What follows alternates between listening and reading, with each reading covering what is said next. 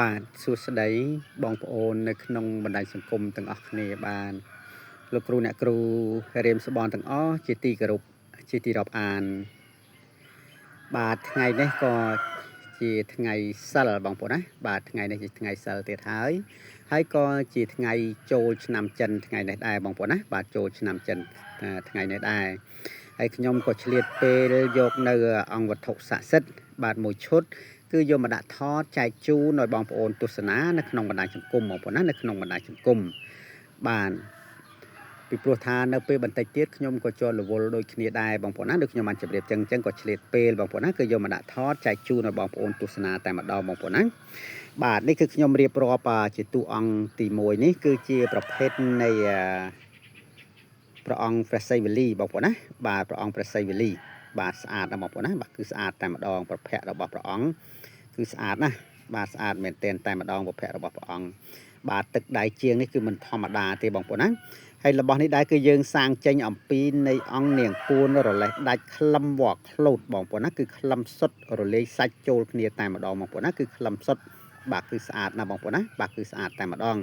ហើយប្រភេទនៃអង្គនាងពួនរលេះដាច់ខ្លឹមវក់ខ្លូតគឺបងប្អូនដឹងស្រាប់ហើយបងប្អូនណា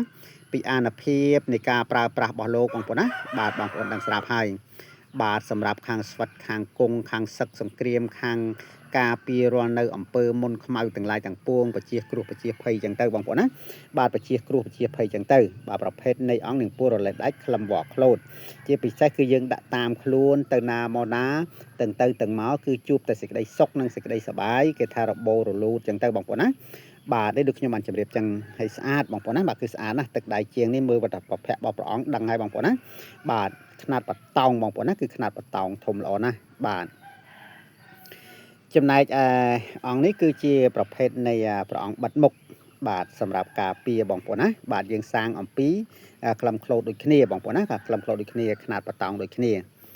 បាទចំណែកឯអង្គខាងនេះវិញគឺជាលោកតាព្រះមនីឥសីកម្ពុឬក៏យើងអាចហៅថាលោកតាព្រះមនីឥសីអាកាសបងប្អូនណាបាទមានរិទ្ធមានតជាខ្លាំងណាស់បងប្អូនណាដូចខ្ញុំបានជម្រាបចឹងបាទហើយស្អាតហើយមានបញ្ចុះបញ្ញា5មុខទៀតស្ដេចបញ្ញាបងប្អូនណាបាទស្ដេចបញ្ញា5មុខបាទនៅក្នុងនោះហើយស្ដេចតែម្ដងຂະຫນាតបតោងដូចគ្នាចំណែកឯនេះគឺជាប្រភេទនៃខ្សែកបងប្អូនណាបាទខ្សែកຂະຫນាត8លី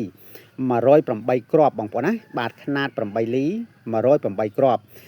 ខ្សែកនេះគឺដើមឡើយគឺខ្ញុំផុសពីថ្ងៃមុនម្ដងខ្ញុំថាមានម្ចាស់ហើយដោយសារមានបងប្រុសម្នាក់គាត់នៅខាងនិយាយចំនៅខាងក្រៅប្រទេសបងប្អូនណាបាទគាត់កំងឲ្យខ្ញុំធ្វើឲ្យបាទតែក្រោយពេលដែលខ្ញុំធ្វើហើយគឺខ្ញុំឆាតទៅឲ្យគាត់មើលប្រហែលថ្ងៃហើយបងប្អូនណាគឺគាត់មិនបានឆ្លើយតបទេបាទគឺមិនបានឆ្លើយតបទេអញ្ចឹងខ្ញុំក៏យកមកដាក់ផុសម្ដងទៀតគឺដាក់ស្វែងរកម្ចាស់ថ្មីអ្នកដែលគោរពអ្នកដែលស្រឡាញ់ចង់យកទៅគោរពបូជាថែសាធ្វើជាបន្តោងខ្សែកបងប្អូនណាធ្វើជាបន្តោងខ្សែកស្អាតបងប្អូនណាបាទស្អាតណាស់បាទនេះខ្លឹមខ្លូតសុតតែម្ដងបងប្អូនណាគឺខ្លឹមសុតតែម្ដងហើយខ្លឹមនោះខ្លឹមប៉ែសទៀតបងប្អូនណាបាទមិនមែនខ្លឹមប្រហែងប្រហោងអីនោះទៅគឺសាច់ឡើងរលោងព្រិលដូចជាបងប្អូនឃើញនៅក្នុងរូបភាពចឹងបងប្អូនណាបាទគឺសាច់ឡើងម៉ត់ឈឹងតែម្ដងបាទប្រភេទខ្សែកសាំងអំពីខ្លឹមខ្លូតបាទຂະຫນាត8លី108គ្រាប់បងប្អូនណាបាទຂະຫນាត8លី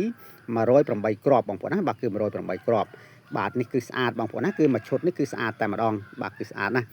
យើងយកទៅធ្វើជាខ្សែកធ្វើជាសម្រាប់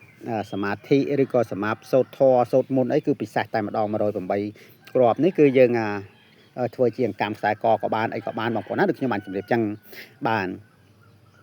ចឹងរបស់ទាំងអស់នេះដែរដូចខ្ញុំបានជម្រាបចឹងបើសិនជាបងប្អូនដែលគាត់មើលឃើញហើយមានឧបនិស្ស័យស្រឡាញ់ចង់បានចង់យកទៅទុកគោរពបូជាថែអាសាបងប្អូនណា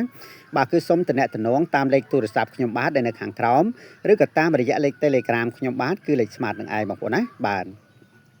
ហើយក៏សូមអរគុណច្រើនដែលបងប្អូនទាំងអស់ចូលទស្សនានៅក្នុងเพจខ្ញុំបាទដែលមានទំនុកទុកចិត្តលើเพจខ្ញុំបាទឲ្យខ្ញុំបាទផ្ញើអីវ៉ាន់គ្រប់ទីកន្លែងទាំងអស់តែម្ដងបងប្អូនណាហើយបើសិនជាខ្ញុំនិយាយទៅក៏លឺលុះនៅពាក្យសម្ដីត្រង់កន្លែងណាមិនសមរម្យក្តី